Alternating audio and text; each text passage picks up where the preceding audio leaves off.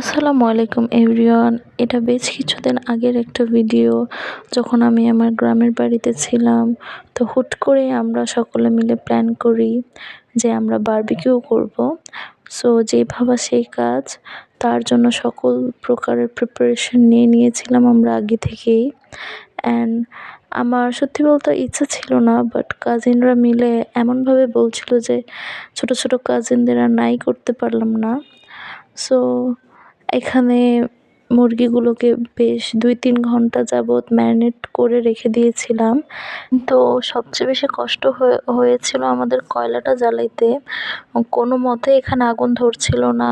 দেন আল্লাহর রহমতে ফাইনালি আমরা অনেক কষ্টের পরে, অনেক যুদ্ধের পরে কয়লাটা জ্বালাইতে সক্ষম হয়েছিলাম। তো সত্যি কথা বলতে, বারবিকিউর আসল মজাটাই হচ্ছে শীতকালে।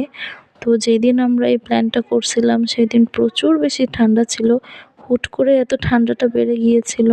এনিওয়েজ, কথা বলতে বলতে ফাইনালি আমাদের বারবিকিউগুলো রেডি হয়ে গিয়েছে। অ্যান্ড ট্রাস্ট মি, খেতে এটা অনেক বেশি মজা হয়েছিল।